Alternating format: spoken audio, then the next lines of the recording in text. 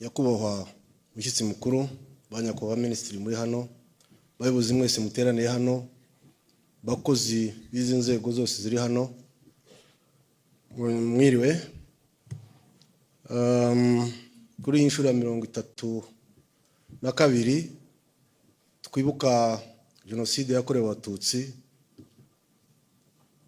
nasabwe gutanga ikiganiro kigufi ku rugamba rwo guhagarika jenoside yakorewe Abatutsi. Nyakubahwa mushyitsi mukuru, jenoside yakorewe Abatutsi mu 1994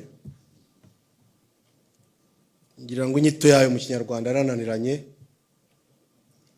ariko ugenekereje yenda wayita ishyano, kuko narindi zina ngira ngo riraboneka mu Kinyarwanda. Urugamba rwo guhagarika genocide yakorewe Abatutsi rutangirana n'urugamba rwo kwibohora. Ngize amahirwe yenda kujya gutanga iki kiganiro Rose avuye hano, amaze kuduha amateka ye nabe mbere ya jenoside yakorewe Abatutsi.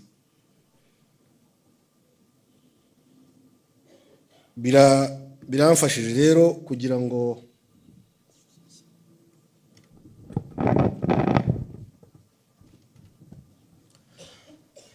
umuntu yerekane uru rugamba inkomoko yarwo. Aho umuntu yavuga ko urugamba rwo guhagarika genocide yakorewe Abatutsi rujyana n'urugamba rwo kubohora igihugu cyacu, umuntu yabigereranya ubuhamya bwa Rose amaze kutubwira, itotezwa, ivangura, ibikorwa bibi byose yagiye abona mbere ya jenoside. Urugamba rwo kwibohora rwabereyeho iki? Ku RPF yahisemo iyo nzira. Hano hari abakuru babizi neza, yewe muhagaze imbere yanyu. Urwo rugamba rwo kwibohora, uretse kureba u Rwanda ku ikarita gusa, ukamenya ko u Rwanda ruherereye ahangaha, n'umupaka warwo n'igihugu navukiyemo cy'amahanga na rimwe narakageze kuri uwo mupaka. Natashye mfite hafi imyaka 24 cyangwa 5, ndo ofisiye wahandi, ukwabo nari ingabo yahandi. Uwo mwuga njya kuwujyamo w'igisirikare ni yari amahitamo. Uyu munsi umuntu ashobora guhitamo kujya mu gisirikare, ari amahitamo. Iyo mpamvu ifitanye isano n'iyi jenoside yakorewe Abatutsi. Iyo tubwirwa amateka tutangirira ku bukoroni. Abakoroni bamaze kugera muri iki gihugu, ibyo bigishije urwango, ivangura, bifata intera yabyo, ndetse bivamo Abanyarwanda gutangira kumeneshwa. Ariko nyakubahwa mushyitsi mukuru, banyakubahwa muri hano, amateka y'ubukoroni ntabwo ndi buyatindeho. Icyo nayavugaho nuko nitukwiye guhezwa n'amateka y'abakoroni. RPF ihagaritse genocide yakorewe Abatutsi hashize imyaka 32. Ndabona hano hari abantu batoya benshi. Umuntu waba afite imyaka 32 afite ubumenyi buhagije, afite n'ubwenge buhagije. Bivuze ko ubwo bukoroni bwagombye kuba butakiri mu mitwe y'abana b'Abanyarwanda. Uru rugamba rero rujya gutangira nta kindi cyarutangije, rwatangijwe na ka karengane ko Roza amaze kutubwira.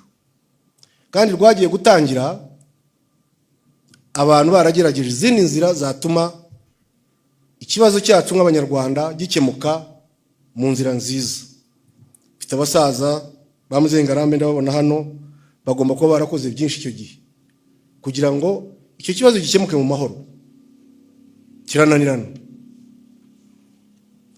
Abantu bari mu buhungiro icyo gihe bahitamo gushakisha ndetse n'ubundi buryo bwo gushyiraho umutwe wa politiki wabafasha kugira ngo bumvikanishe akababaro n'ikibazo bafite ariko batahe mu mahoro. Zarano ziravuka biranga. Mu 1987 RPF iravuka. Ndihuta 1990 byose bimaze kunanirana. RPF ishinga umutwe w'ingabo ariwo RPA.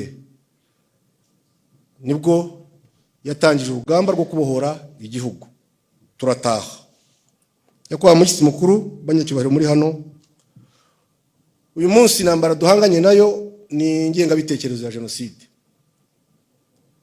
Hano mbaturanyi bacu hafi Kongo ho wavuga ko yashinze imizi ikomeye cyane. Ndetse mukunze kumva ibivugwa Rwanda rwateye Kongo, Rwanda ruteye Kongo imyaka 70 ingahe. Ariko abantu bajye basubira inyuma bibaza amateka ya Kongo natwe nayahe. Muri 1990 tariki ya mbere z'ukwezi kwa 10 RPA itangira urugamba rwo kubohora igihugu.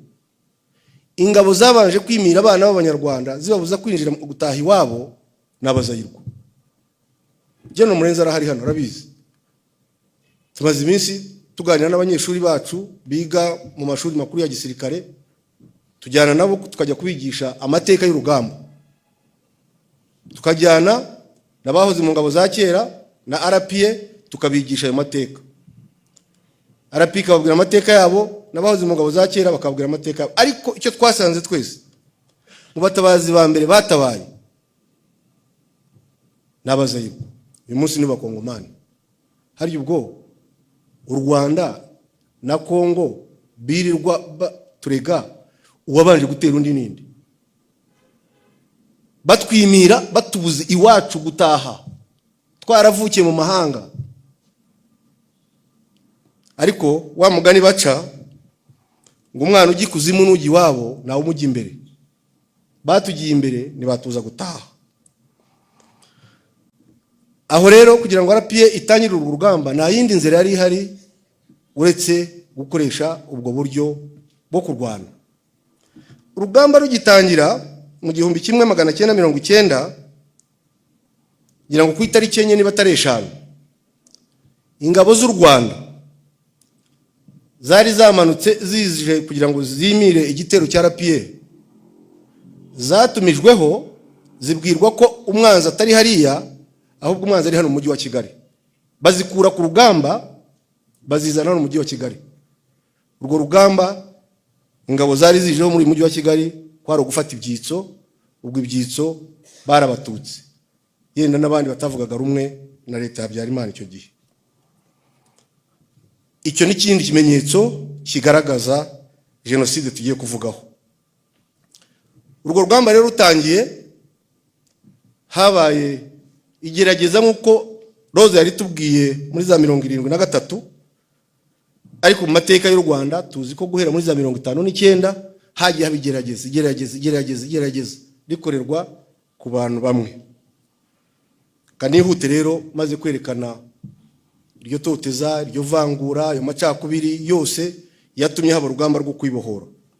Urugamba ruratangiye 90 rurarwanwa 91, 92, 93 haba imishyikirano. Yatangiyeho na mbere za Nsere, Bardorite n'ahandi. Mishyikirano itangiye turi mu mishyikirano leta y'u Rwanda nanone itangira kwica abatutsi. Za Bugesera, Kibirira, Abagogwe n'ahandi. RPF nanone itanga ubutumwa ibwira leta y'u Rwanda ko igomba guhagarika ubwo bwicanyi, itabuhagarika ko yo iri buzi kabuhagarika. Bari barabigize ingeso, wari umuco. Bagati mwice mwebwe nta kibazo. Byabaye ngombwa ko nanone RPF ifata icyo cyemezo. Afanda hamagara bayoboraga imitwe y'ingabo. Icyo cyemezo kirafatwa agaba ingabo kugira ngo iryo geragezwa cyangwa se iryo tangizwa rya jenoside ryari ritangiye rihagarikwe. Hagabwa igitero guhera mu Mutara kugera Ruhengeri, bitebe bigagwa ku ngabo z'u Rwanda. Abari hano mu gihugu murabyibuka byageze hano Rulindo, Base, Zangarama, umujyi wa Ruhengeri, nabwo ubutumwa buratangwa. Haba imishyikirano isaba RPF kongera gusubira inyuma kugira ngo imishyikirano ikomeze. Ibyo biraba, ariko hajyaho na kondisiyo ko iyo zone tuvuyemo na leta y'u Rwanda itayijyamo, iba zone tampo, ikajya icungwa na Loni cyangwa se GOM, ingabo za Afurika zari ziri hano. Nyuma yaho rero imishyikirano yarakomeje. Singiye muri byinshi byo Bagosora bavugaga ku mishyikirano yangaga, byo Habyarimana yavugaga, amasezerano ya Arusha, bikarito bimeze bite. Habyarimana atangira guforma imitwe y'intera hamwe nubwo bari barayiforomye imbere hose. Rero bundi turi muri ibyo biganiro n'abo officers bacu, mugenzi wacu umwe yaratubwiye ati murebe ikibazo uburemere bwari buhari. Habyarimana yagiye mu Ruhengeri. Mu Ruhengeri hariya hari ingabo z'igihugu icyo gihe. Ahageze aho kugira ngo ahure n'ingabo, ndetse yaratubwiraga ati kuva bayeho yahuye n'ingabo rimwe umunsi bafata Kagitumba, ubundi ntabwo yajyaga ahura n'ingabo. Ageze Ruhengeri ingabo ziri uruhande aho ngaho, aho kugira ngo ahure n'ingabo ajya guhura n'intera hamwe muri stade ya Ruhengeri. Ibintu mujye mubyumva, kuko uwavuga ngo uyu munsi afande uyobora iki gihugu yaza akajya guhura, usibye ko iyo mitwe idahari, yareka ingabo z'igihugu akajya guhura na militias. Ariko Habyarimana yarabikoze. Icyo bivuze ni iki? Afite ibyo yateguraga, ariyo genocide yakorewe Abatutsi. 94 ndege Habyarimana iraguye, Abatutsi barashize. Nyakubahwa mushyitsi mukuru, banyacyubahiro mwese muri hano n'abandi mwese turi hano, tujye twibaza ikibazo kimwe. Habyarimana ngira ngo yagiye ku butegetsi 73 kugera 94. Tujye twibaza ikintu kimwe. Habyarimana ko yari perezida wa Repubulika y'u Rwanda, u Rwanda rwigeze rugira repubulika ebyiri, Repubulika Hutu na Repubulika Tutsi. None se ko yapfuye yari perezida wa Repubulika y'u Rwanda, aba banyarwanda yarabereye umuyobozi bazize iki? Abanyamahanga ni abanyarwanda. Ko genocide yo mu Rwanda uko yabaye, banyakubaha Minister Dr. Biruta barahari, muturanyi yicaga mugenzi we, umuntu yashingiye yaramwicaga, ngica kwa data bukwe bakanyica. Ikibazo rero kibazwa aha kizana ngo Habyarimana arapfuye Abatutsi barishwe, ko ari perezida wa Repubulika y'u Rwanda, Abatutsi baziraga iki? Iki rero kituzana kuvuga ngo kwerekana uko genocide yarateguwe, itegurirwa igihe kinini, irigishwa, ishakirwa amazina, ishakirwa ibikoresho, ishyirwa no mu bikorwa ku buryo bugaragara uko bazayikora. Kandi byarakozwe. Genocide itangiye gukorwa, afande yahamagaye amahanga, aratabaza, mutabari. Mahanga avunira ibiti mu matwi. Isi murayizi irakomeye. Mubona avuze batabaye imbere, batabaye u Rwanda icyo gihe, sinavuze Abafaransa bari barimo, Ababiligi ngira ngo barimo basohoka, kuko intambara twarwanaga hariya cyane cyane abantu bakoreshaga imbunda twakwita za karahutaka bari Abafaransa. Ariko muri genocide baranaje, murabizi ko baje muri zone turukwazo. niyo bahaguruka gusa bagatanga ubutumwa, bakohereza ingabo zabo, bakohereza indege ebyiri gusa, byarashobokaga ko genocide itaba 100%.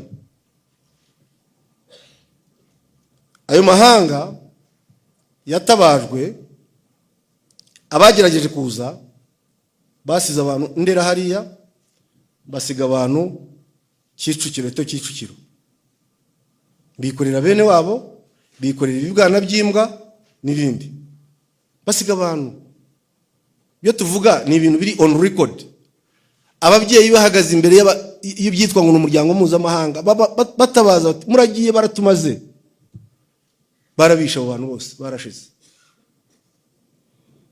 Tariki 7 Fanda afata icyemezo, ahamagara abayobozi b'ingabo za RPA, agaba urugamba kugira ngo duhagarike genocide yakorerwaga Abatutsi. Abateguye genocide bari barayiteguye neza, hari ingabo zihagije n'izindi nzego z'umutekano, ariko hejuru y'ingabo bari bararikurutinze intera hamwe zihagije, zifite n'ibikoresho bihagije, zahawe n'ubumenyi mu buryo bwo kwica. RPA mu guhagarika genocide, birumvikana ko ingabo za RPA n'inyeshyamba zari nkeya, ibikoresho twari dufite byari bikeya, ariko ubwo buryo butoya afande yabukoresheje uko bishoboka kose kugira ngo harokorwa Abanyarwanda. Birumvikana iyo ushaka kubabaza umwanzi, ushaka hari umutima. Ubu twese ko turi aha ngaha, umutima uhagaze biba birangiye. Ushaka rero hari umutima ukaba ariho ubabaza. Yagabye ibitero, navuga ko ari mu bice bitatu. Bataye 3 zihabwa misiyo kuva Butaro, Miyove, Kyondo. Ubwo bazi ibyo bice murahumva, ibirometero byinshi kuva hano, kugira ngo zize zihuta. Kandi umwanzi kuva Kyondo, ubu ni mu karere ka Nyagatare, ukava Miyove muri Gicumbi, na Butaro igice kimwe kiri muri Gicumbi, ikindi gice kiri muri Musanze. Kuva aho kugera Kigali harimo pozisiyo zikomeye cyane z'abasirikare b'u Rwanda icyo gihe, ushyizemo opsi Byumba na opsi Ruhengeri na opsi Mutara. Izo ngabo zahawe mission kutarwana hagati aho ngaho, mwanzi mu musigi inyuma, mwebwe mukomeze mujye Kigali. Birumvikana ko izi ngabo kugira ngo zizi Kigali, wa mutima nababwiraga ko ari ukugira ngo umwanzi hano Kigali ariho hari presidency, ariho hari etat major, ariho hari radio, ibyo bintu byose biparalysingwe kugira ngo umwanzi abure uburyo bwo gukomeza kwica uko yabishakaga. Arongera mu gice cy'Iburasirazuba afata izindi ngabo zica mu gice cy'Iburasirazuba kuzamanuka zigana mu majyepfo, afata izindi kujya mu gice cyo mu majyaruguru, Ruhengeri zikagaruka mu gice cya Gisenyi. Icyo gihe iyo mission ntabwo yari yoroshye. Mu cyifuzo cya Fande, mu cyifuzo cya RPA, twifuza kurokura abantu benshi uko bishobotse, ariko kubera imbaraga z'umwanzi yari yaragennye mbere hose, ntabwo byadukundiye ko byari bikwiye. Birakorwa izo ngabo mu minsi 3 zavuye i Kigali, zari zageze hano mu mujyi wa Kigali. Nako zari zavuye muri icyo gice cya Byumba, zari zageze hano mu mujyi wa Kigali. N'izindi nazo uko nababwiye uko zagiye za advancinga, nazo zigera muri ibyo bice. Nguko uko urugamba rero rwashoboroshe kugira bake barokoka bashobotse. Iyo biza gukunda zikaba ari ingabo zihagije, twajya kurokora benshi, ariko ntabwo byakunze. Abarokotse rero bakeye, uru rugamba rwo kubohora, rwo guhagarika genocide rurimo ibintu bikomeye. Cyamumva abantu bavuga double genocide n'abarokoye, noneho hasigaye abandi bahimbye ngo RPN yarokoye batutsi. Ibyo bigambo byose by'ingenga bitekerezo byo gupfobya byose. Genocide yakozwe na leta yari iriho ya Habyarimana na Sindika ubwabo, ku mugaragaro bayikora ku manywa. Genocide yahagaritswe na RPF ku manywa, nta wundi wayihagaritse. Ntabwo ari abadusakuriza kubera ko bategeka isi, ntabwo ari abangaba badukikije kubera ko uyu munsi bafite interahamwe bashyize mu gituza bonsa, ariko wonse interahamwe wese azibonera. Urwo rugamba rero ntabwo rwari rworoshye, rwari rukomeye cyane. Tukunze kubivuga mu biganiro nk'ibi ngibi iyo tubivuga. Njya nibuka tugeze Kiramuruzi,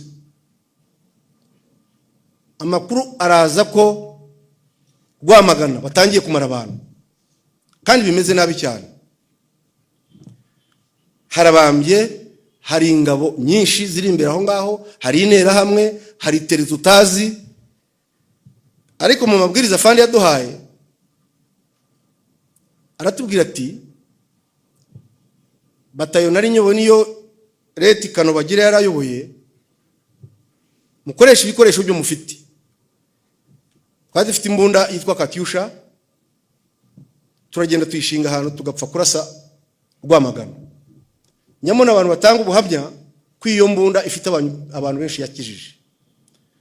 Ibikombara bitangiye kuba Rwamagana, interahamwe kugira ngo zongere concentrating kwica abantu, zagize ubwoba zitangira kugira zite kwiruka, abantu barakira.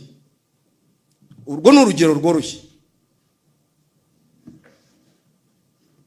Turi aho ngaho Kiramuruzi, mu gitondo cyaho tugeze Gahini, misiyo twahawe no gukomeza za Kayonza tukajya Kibungo. Umuntu araza atabaza ati ni mutabare abatutsi bose bahungiye muri paruwasi yitwa, ubwo ndavuga igice gihe naciyemo, ubwo n'abagenzi bacu hari abandi baciye naho hari hakomeye hatyo, barimo kwicwa Karubamba. Ubwo tuba tuhagaritse kujya Kayonza, tubanza kujya Karubamba. Igihe cyose kwahagarikagaho gatoya, ubwo iyo uhagaritse abantu imbere barashira. Nuhagaritse kubera ubushake, ahubwo uhagaritse kubera ubushobozi bukubanye butoya, kandi ugomba gutabara. Kugera Karubamba hari abantu bajya bakina n'amateka y'u Rwanda. Hari abantu bajya bakina n'amateka. Kugera Karubamba ya 1994, niba ari mu matariki nka 13 cyangwa 8 aho ngaho, byari ibindi byari bisazi. Njya mbwira abantu, aba bazungu hari ubwo bitetesha. Nigeze kubona ingabo z'Abanyamerika zagiye kurwana muri Iraq, zigarutse zose ngo barahahamutse bagera depression, babatwara ahantu ngo kujya kubondora no kongera ngo batungane. Hako njya nibaza impamvu tudasara, njya nibaza impamvu tutasaze. Tukaba turi abantu tugenda.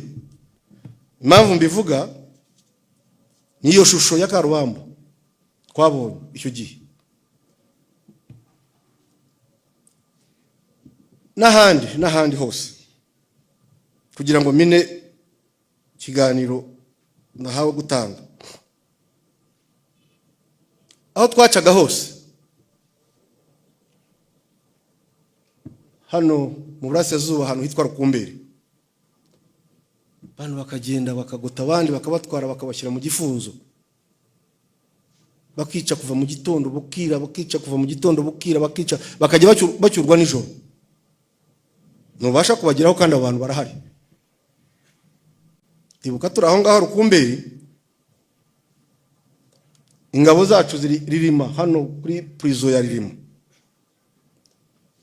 Byabaga ngombwa ko afande ukuntu yayoboraga urugamba, ahabaga hakomeye cyane, yakuragayo bamwe akabaganisha ahandi.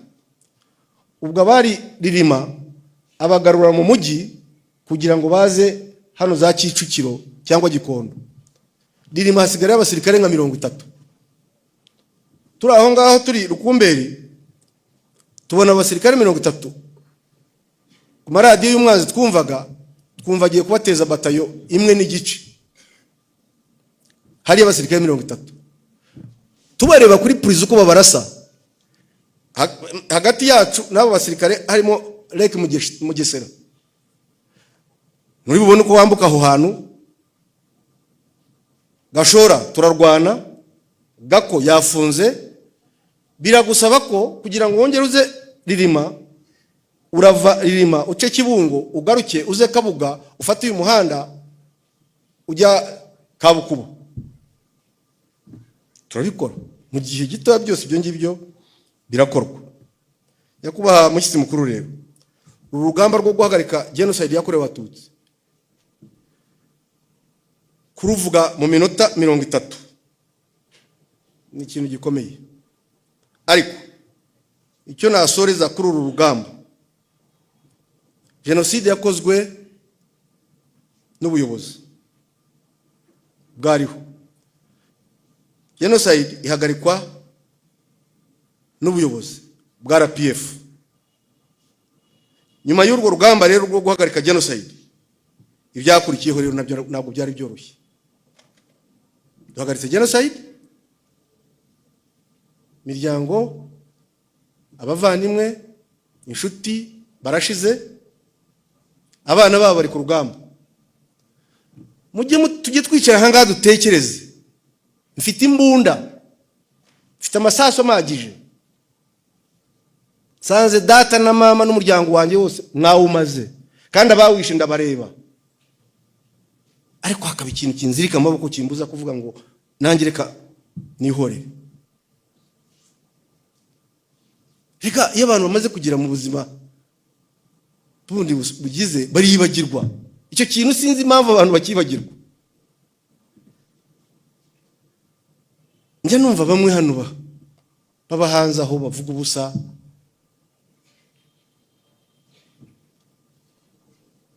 Avuganaga na Geno Murenzi, ari umuntu witwa Habyarimana wahoze ayobora, yabayeho ministry wa defense. Habyarimana mugenzi we yaramufunze, amushyira muri prison amuhezamo.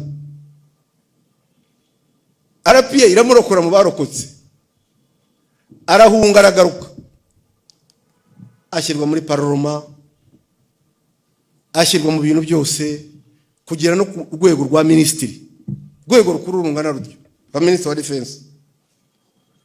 Uyu munsi ni ujya ku maradiyo akavuga ko RPA yamaze abahutu. Wowe waje major, RPA kugira lieutenant Kano, ikugira Kano, ikugira brigadier general, ikugira minister wa defense. Ubu se ujya kwica abo ngabo kuki udahera kuri we mwica wo? Mu gitondo umaze guhaga urahaguruka ufata inzira uragenda. Niyo mpamvu bavuga byose bakavuga ubusa nibigira icyo bikora. So urugamba rero rwo guhagarika genocide rwakurikiwe n'ibyo bikomere no kumaneginga abiciwe n'abishe abantu bombuka bahuza. Ahandi habaye za genocide zakozwe igihugu kikaza kikica abene gihugu bikindi gihugu, ariko yacu aho bereye umwihariko n'abanyarwanda babyutse bica abandi barabamara. Noneho mwibaze umuntu wari mu position yo kugira ngo aba bantu bombi bongere babane. Hari uwiciwe uyu munsi afite imbunda, afite imbaraga kumubwira ngo iyo mbunda akoze ko akazi kayo nakangaka. Hari uwishe nawe wahamutse wumva ko agiye gupfa, kamuguti humura nacyuba. Uzi ubwana butoya ababyeyi muri ahangaha, akana kawe gatoya iyo kabonye ikintu kigakanga kirukanga kujya mu maguru. Abishe birukangaga bakwihisha ahangaha ko babaga bazi ko bagiye gupfa. Abishe nabo nako abiciwe nawe agaturuka imbere avuga ati uyu ishyano ryo yanyici, ugafata n'uyu nguyu ukareba uko umaneginga abantu bombi kugira ngo babeho. Iyo management RPF yarayikoze imaze imyaka 32. Rose icyo atatubwiye ahangaha nuko mu myaka 32 ibyo yabonye guhereza 73 amaze imyaka 32 ari amateka atabibona. Ibyo rero ndabivugira ko nyuma yo guhagarika genocide yakorewe Abatutsi hakurikiyeho imbaraga zo kugira ngo ubumwe bwacu nk'abanyarwanda bwubakwe kandi ku buryo butajegajega. Hakurikiraho kubaka igihugu cyari cyasenyutse cyavuyeho burundu. Mu gihe cyo kubaka igihugu gitangiye kubakwa, abacengezi babarateye. Murabibuka bagera hano ku Kirenge hano. Minibus ya mbere batwikiye hariya ku Kirenge barayihagaritse ku mangu yihangu. Abahutu ni musoke, abatutsi bashyira mu modoka barayikinga, bashyiraho essence baratwika. Ku Kirenge hano Shyorongi. Iyo ntambara y'abacengezi irarwanwa, nayo irahagarara. Ubwo rero haba urugamba bwo kubaka. Nyakubahwa Minisitiri Mukuru, turabashimira mwese ko muri hano ko mugira uruhare kugira ngo iki gihugu cyacu cyubakwe. Ariko ibi ntabwo byikora. Ko turaha abakiri bato mufite ababyeyi, abakibafite. Abakuru dufite abana, ababafite. Bivuze iki? Iyo uri mu rugo rwawe uko ugena umuryango wawe kubaho, nuko uwo muryango ugaragara hanze. Icyo amahirwe rero twagize hano, njye ndabivuga nka wabibayemo mu buzima bwanjye bwose. Kuba afande yarayoboye urugamba, genocide igahagarikwa, ari we uyoboye urugamba, uyu munsi akaba tuyobora. Abanyarwanda nuko twirirwa ahangaha, abantu bakirirwa twirwa dusenga, tugasenga, murakirwa kajya kwa runaka, pastor runaka, bishop runaka, ariko Imana mu byo yadukoreye nuko yaduhaye umuyobozi. Duhaye umuyobozi yubaka igihugu. Ahasigaye na hacu kugira ngo tumufashe iki gihugu cyubakwe. Duhaye umuyobozi kuko gihamya kirahari. Iyo turi muri aya mateka y'urugamba na bagenzi bacu General Murenzi abangaba, hari ahantu hari position yitwa Kabuga, ahantu mujya mwumva habaye santimetero. Aho hantu twumvaga twararwanye naho hantu. Twari twarayoboye umuntu watuzengereje watumaze hari ahantu. Ejo bundi genda ari kumwe na Murenzi bazana umuriyeto nuri aho ngaho, ndi wari watumaze aho hantu. Abakoroneli muri dufite muri iki gihugu n'abagenerali twese twateranire kuri Kabuga turaswa n'uwo muriyeto. Ariko narebye umugabo n'umugabo ngo barakuze, ndamureba ndeba iki gihugu cyacu, ndavuga nako iki gihugu nta kindi gihugu kimeze nk'iki ngiki. Kubera iki? Ubuyobozi.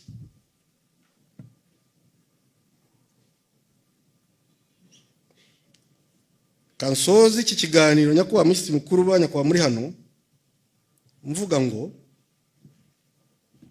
hano abo duturanye nabo ibintu mvuga si byo mimba, barabivuga ku manywa. Batera intera hamwe zose, FDLR iri hariya bari kumwe nayo ku mugaragaro, na gahunda zabo nuko ariyo bagomba kugarura hano.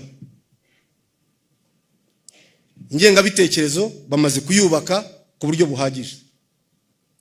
Ibyo rero bikwiye kugira icyo bitubwira nk'abanyarwanda, kuko iki gihugu kimaze imyaka 32, ntabwo ari imyaka 32 u Rwanda rumaze gusa, rumaze imyaka myinshi, ariko 32 ni imyaka y'amateka kuri twe nk'abanyarwanda. Urahunga, washaka gutaha mu gitondo ugataha. Urakosa, washaka gutaha mu gitondo ugataha ugasaba imbabazi ugataha mu gihugu cyawe. Naho kivuzwa uburenganzira bwe byaba kwiga n'ibindi. Ibyo bishobotse kubera ubuyobozi bwiza nko twabivuze. Bishobotse kubera kugira umuyobozi uduhitiramo. Ejo bundi ari hano yaduhaye message, duhitemo utinya ibihano dutanga ubuzima. Kuno guhitamo kwacu kw'abanyarwanda. Niyo mahanga avuga ati turabakumanirije tubashyizeho ibihano, twifata amaboko tuvuge turabigira dutya. Intera hamwe zize zitwiraremo hano. Abatutsi bishwe mu 1994 iyo bashyirwa muri prison bagakatirwa imyaka 32, ubu uyu munsi bakabaye basohoka muri prison bagasanga imiryango yabo. Ariko wapfuye aba yapfuye. Guhitamo kwacu rero kuri abangaba barimo kubaka ingengabitekerezo, barimo kubaka FDLR, guhitamo kwacu nta kundi nuko twugarira igihugu cyacu neza. Izi ministries ziraha n'ibindi bigo biraha, ibyo mushinzwe gukora uko twebwe tubyumva, aho buri muntu ari nukurwana urugamba aho ari kandi akarutsinda neza. Rugamba ntabwo ari gufata imbunda gusa ngo tujye turasa. Cyane cyane ministry ya local government, mu baturage aho muri kunzego guhera hasi. Ejo bundi twagiye Nyanza kwibuka umwana umwe w'umusore washyinguraga abantu be, hatanga ubuhamya aravuga ati jewe umuntu wishe mama na papa n'ababyeyi banje n'abavandimwe banje tugiye gushyingura baraha muri isanduka, ati yarafunguwe araza turabana, ndetse n'abatanze ngira ngo nabo bantu aho babashyinguye, ati ubu ngubu ni umuyobozi w'isibo yanjye. Mwumva ibyo bintu andi biba ni hehe? Barangiza bakaza bakababeshya fata abahutu n'udukingirizo. Ariko ibyo bintu ko ari udukingirizo, Kayibanda yarananiwe gufata abatutsi ngo bushyire muri guverinoma y'ababu dukingirizo, kuba bivuga ko ari udukingirizo. Habyarimana byaramunaniye, ndetse tuve no kuri FDLR uyu munsi muzashakiremo n'umwe. Muri 90 chairman wa RPF yari Kanyarengwe. Officers twafunguye Ruhengeri, Rizinde, Biseruka, Muvunanyambo. Ranks zatanzwe muri RPA za mbere, ranks zikomeye za mbere. Uhereye kuri afande zari ranks 10, member of high command. Biseruka yari member of high command wa 9, Muvunanyambo yari member of high command wa 10. Nibansanze mu ishyamba sinigeze mba member wa high command. Iyo rank sinanayigira n'uyu munsi. Irahari irubashywe. So abantu bareke bakavuga ngo n'udukingirizo. None FDLR ni uko bukingirizo twari bingira nje muri FDLR ingira agakingirizo. Ariko politike ya FDLR se bagucizo uwo munsi barara bari kuyeho. Ibikorwa ntabwo ari ubukingirizo. Ni politike abantu bakora bemera yubaka iki gihugu kandi izagenda isimburana.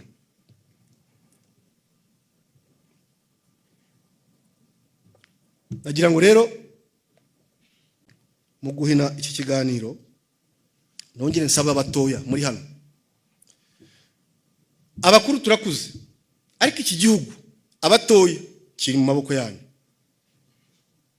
Mutazicuza mwagitakaje mwakirekuye kikagenda mugasanga muri icuza. Njyambwira bagenzi banjye, officers bagenzi banjye, uyu munsi nubwo napfa ibingira nagahinda natwari kuzima hangaha, nagenda neza nemye, kuko ubuto bwanjye narabukoresheje mukoresha icyo ngoma kubukoresha. Ubuto bwa fande aho yatangiye kutuyoborera afite imyaka ngira ngo 20 na uyu munsi kugeza uyu munsi ntacyo yari regreta ku buto bwe yarabukoresheje. None mwebwe batoya ubuto bwanyu mubukoresheje nabi igihugu kikabacika byazagenda bite? Ari urugero njya nkunda gutanga n'umuntu wari umbwiye ariko ndarukunda cyane, ariko nsorezaho ngo hari umwarimu w'umuhanga n'umunyeshuri w'umuhanga bagora bapinganwa. Umunyeshuri akabona 95 98, ageze ati uyu mugabo ko yananiye kugira ngo ngeze 100%, reka nanjye uyu munsi mu testing. Aragenda afata kinyugunyugu aragipfumbatiza, ntabwo ati uyu mwarimu ndabizi ko ari umuhanga, ngiye kugitwara mubaze icyo mpfumbatije, namenya ko ari cyo hari icyo atari bumenye, nambaza ngo ni kizima cyangwa kirapfuye. Nambwira ko gipfuye ndakirekura, noneho umutsindi. Navuga ko ari kizima ndakica kubera ko kiri mbiganza byanjye, nabwo ndamutsinda. Amugera imbere ati mwarimu mpfumbatije iki? Mwarimu aramureba ati ni ikinyugunyugu. ati ni kizima cyangwa kirapfuye, ati ubuzima bwacyo buri mu biganza byawe. Ubuzima bw'iki gihugu buri mu biganza byanyu, abato cyane cyane, natwe abakuru birumvikana, ariko abato ubuzima bw'iki gihugu buri mu biganza byanyu. Asante sana.